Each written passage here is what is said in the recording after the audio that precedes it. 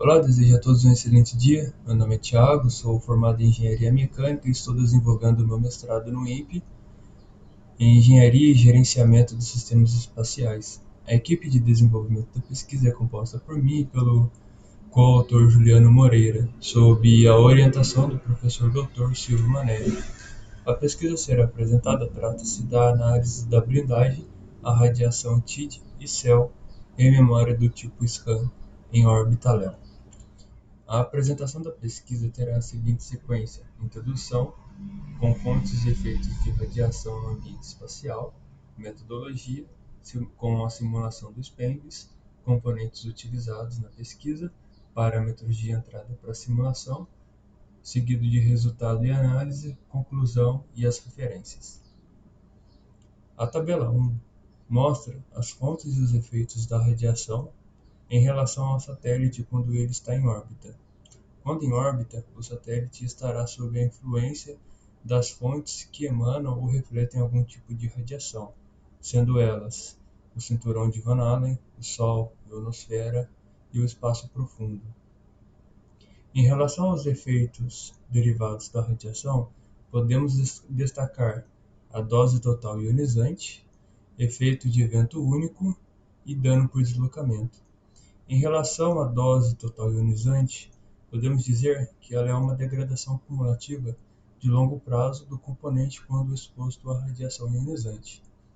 Já o dano por deslocamento nada mais é do que a interação entre os núcleos dos elementos, ou seja, essa interação causa o espalhamento da rede cristalina que compõe o componente. Já o Single Event Effect, ele é caracterizado como um evento único que ocorre quando uma única partícula ionizante incidente deposita energia suficiente para causar um efeito no componente. Este efeito ele pode ser reversível ou permanente. Dentre os efeitos destacados na tabela 1, a perturbação de evento único, o CEL, é definido como uma mudança de estado derivado da colisão de um próton ou um íon. Quando a partícula entra em contato com a superfície do componente, esta pode ionizar a seção média e causar electron-hole pairs.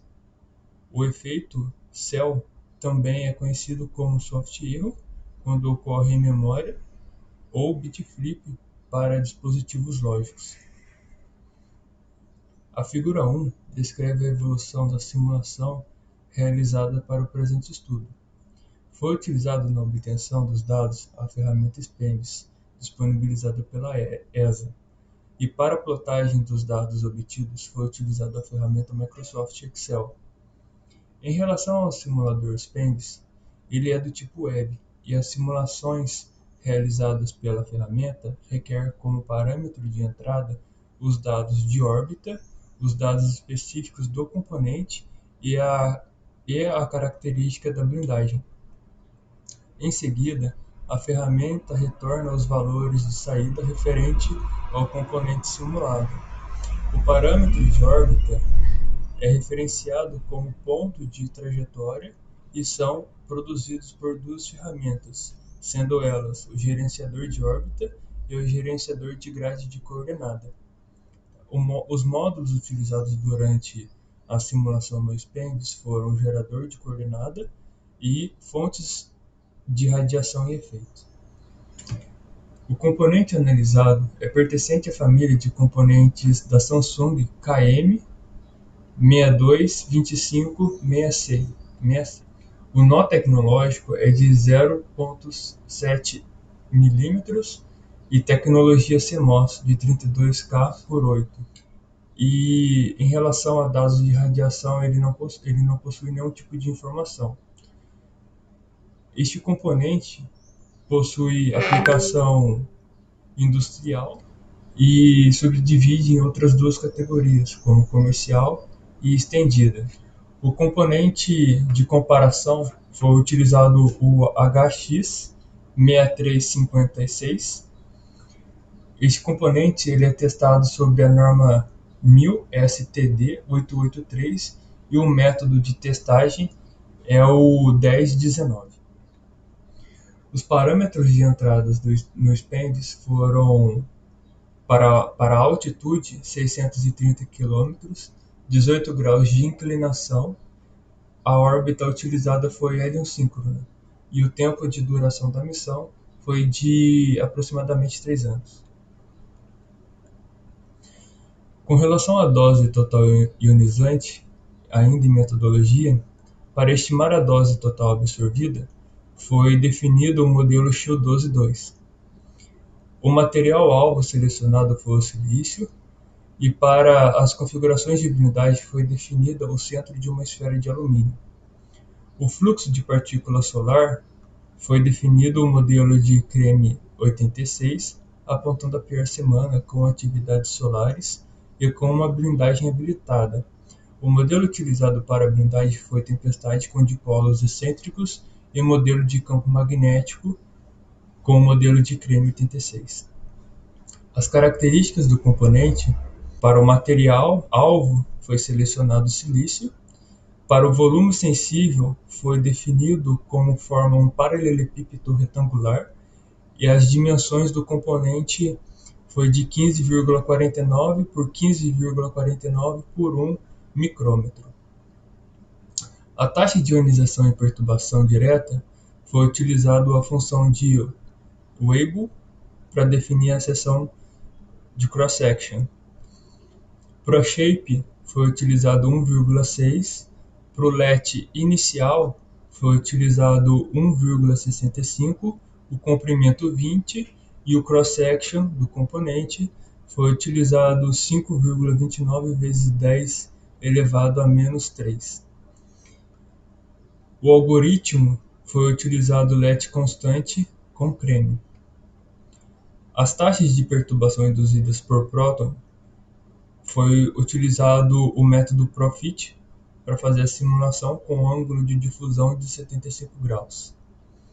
Para o espectro de partícula, a P8 máximo para prótons, o creme 86 foi utilizado média de 7 para 1, com média solar de todas as partículas entre hidrogênio e urânio.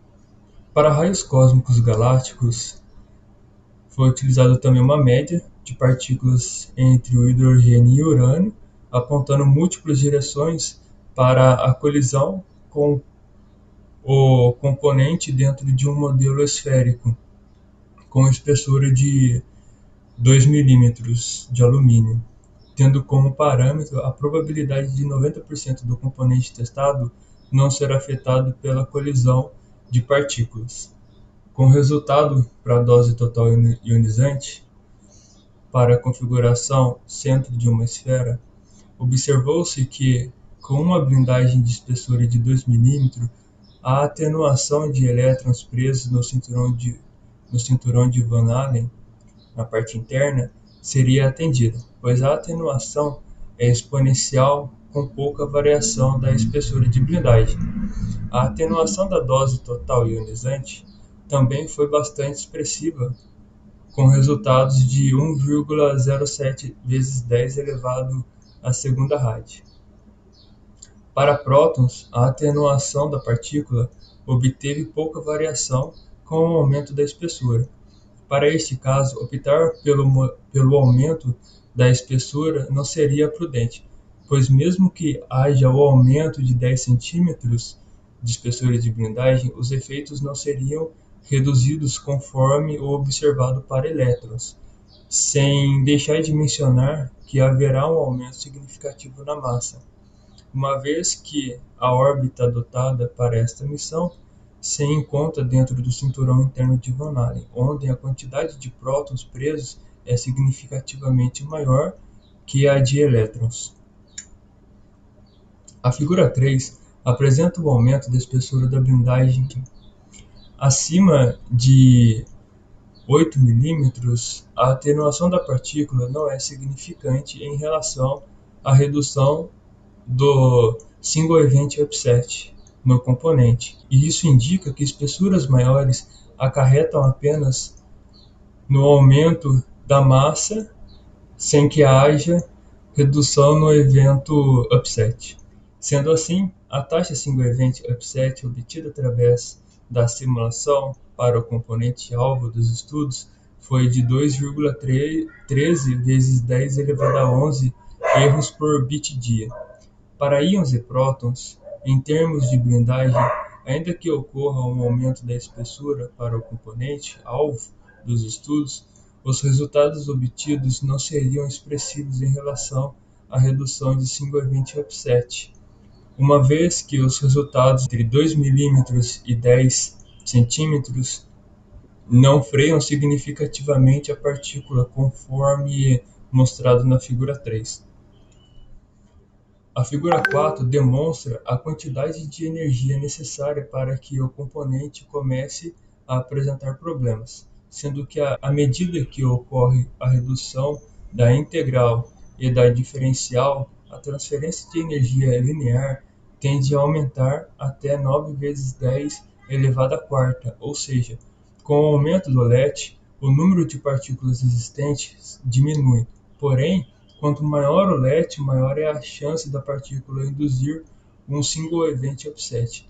Apesar das chances de ocorrência diminuir devido à redução no número de partículas, ainda existe a probabilidade de ocorrer o single event effect, ou seja, quanto maior uma blindagem, menor é a chance de ocorrer o evento, pois a partícula perde energia no material que compõe a blindagem.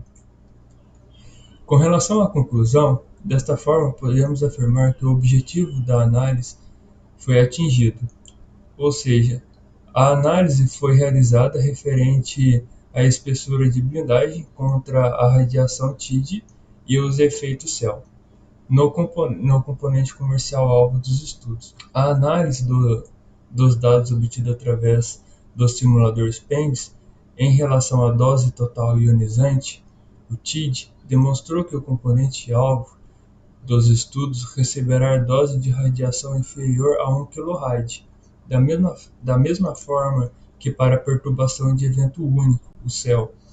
O valor obtido através do simulador foi de 2,13 vezes 10 a menos 11 erros por bit-dia. Sendo assim, cabe salientar que o ideal é minimizar os efeitos provocados pela radiação através de uma blindagem efetiva para o componente-alvo dos estudos, em órbita heliosíncrona, com altitude de 630 km e um ângulo de 18 graus.